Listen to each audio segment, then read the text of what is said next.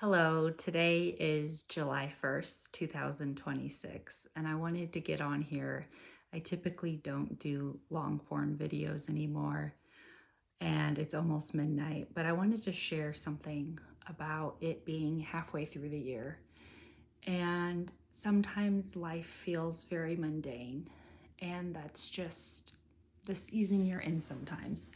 But I just wanted to share that if you don't think life can change in 6 months and that you need a fresh start, just remember that you can start on Monday. You can start late. You can start in your 50s. You can start at 5 o'clock.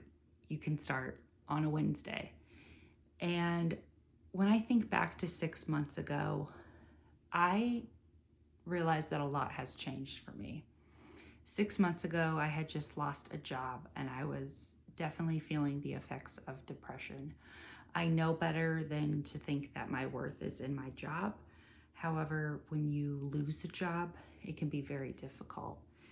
Um, so that was a real struggle.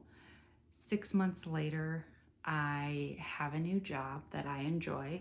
It doesn't pay as much, but I'm also have a way better work-life balance. I actually am developing hobbies and having time on the weekends, which is something I was never used to.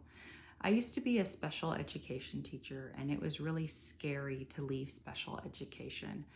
I actually had to leave it due to safety concerns. I was working in a large city, and I definitely had some safety concerns with weapons and students threatening to assault me. And so then I went to work at one of the best school systems in the state, and that had its own pressures as well. Different types of problems, but lots of problems. And so, having trained to be a special education teacher, I wasn't sure what was there for me. I was nervous to leave. And so, even though I make a little less money, I am so much happier on the day to day now. I am in higher education. And so I don't have students screaming at me. There's no chaos. There's no everything is my fault. These are adult students. Um, and so I just want to encourage you to start small. Part of the reason I wanted to do this video in my very plain house, I just got out of the shower. Um, I still have wet hair, and that's kind of intentional. The reason for that is that when I was in the midst of depression, um, that's even hard for me to like come on here and admit, but losing your job, um, there's all different types of depression. I've struggled with all types of depression. I think there's a lot of different causes, but losing my job was definitely on top of that. But I think it all happened the way it was supposed to happen, and I just don't live in like constant fear, and my nervous system can rest now.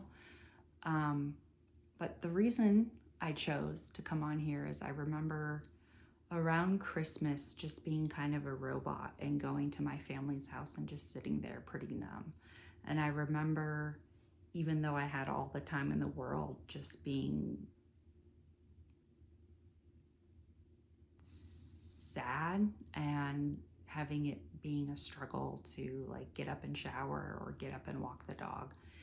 And now I love showering. And I know that's kind of like a weird thing to say, but I just want to say start small. Start with a 5-minute walk. Start with brushing your teeth. Start with taking one multivitamin a day. And if you start right now, July 1st, or whenever you see this video, just know that a lot can change in 6 months. You might not have such a dramatic or extreme change that I had with going from unemployment to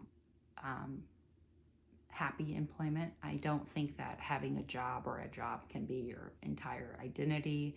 I don't think that getting a job just suddenly makes all your life problems go away, but definitely being in the right field and the right job and not being in a very high stress job certainly does something for you. But I just want to kind of encourage people, if you did 6 micro tiny habits, one each month, in 6 months from now at the beginning of 2027, you will have added 6 healthy habits to your life. Maybe it's drinking a glass of water before your morning coffee, adding a 5-minute walk. In 6 months, that 5-minute walk could be a 30-minute walk, which is going to significantly increase your health. Maybe it's reducing your cigarette smoking and then decreasing it again and again until you're no longer smoking. And so I just wanted to get on here and encourage you to start small. You don't have to wait until a Monday. You don't have to wait until your 40th birthday. I have a 40th birthday coming up here in about 18 months. And I just know that some circumstances in life might not change, and I don't expect it to suddenly wake up at 40 and feel completely different. But there are some things that I would like to work out before I'm 40. And so for me, I think the next 3 months, I want to work on 3 things. So just being transparent. I like the saying like fitness, finance, and faith. However, I've worked really hard in the last year to make a habit out of reading my Bible every day and either attending church or watching church online live on Sundays. And so I'm really glad that I started that habit over a year or so ago, because that's a habit that I do every day that grounds me. So I would say that mine are finances, fitness, and cleanliness.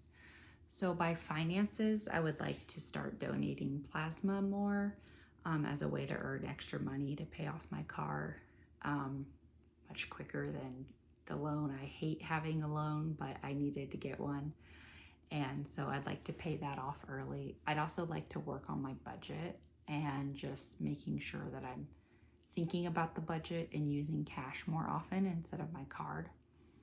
As far as fitness, I told you in December and early this year, I was really in a funk. So I started taking just walks, and I basically just listened to David Goggins. I love David Goggins. I think he's highly misunderstood, but that's a different video. And I just made myself go out. I would bundle up. I live in Indiana. It would be the coldest day on record. And I would just blast him and make myself walk. And he might run ultra marathons with crap running down his legs and broken ankles. But I think for me, pushing myself might have been a 10-minute walk in freezing weather. And so I would just like to continue to work on my fitness. I got off track in May. It's going to sound super ridiculous, but I stepped on a wasp, not just once, but twice, and I hit the floor. I was in high amounts of pain, and it made it so that I couldn't really walk. And then I started walking funny because I was overcompensating to walk on my left leg. And so that kind of left sore knees and some other hip pain. And then I just got off track once I kind of healed from that. It did take a couple weeks to feel better. So I'd like to get back to the step count that I was on in May when that happened. And so I just kind of dove in today and went back to the steps that I was taking before that happened. I'll see, knock on wood, I won't be too sore tomorrow. And I think walking is a great habit to start. You can start anywhere. It's free. I'm doing it for my mental health. Sure, would I love to lose a few pounds? Yes, but number one, I have a dog, and so he needs walked. And so that's a really great thing for us to do together. And number two, I think the mental health benefits, like I shared earlier, I've struggled with depression that's not situational, and then depression that I feel is more like genetic or just the way that my brain is. And so walking is the most effective antidepressant, but I 100% understand that it is hard to get out of bed sometimes to start that habit. And I'm really glad that I did, but I'd like to get back to increasing my steps slowly. And then I think the third habit I would like to work on for the year is, or the rest of the year, is I would like to be cleaner. I think sometimes when you're working all the time, you're taking care of other people, you're tired, you're sore, you come home and you just, the last thing you want to do is vacuum your floors.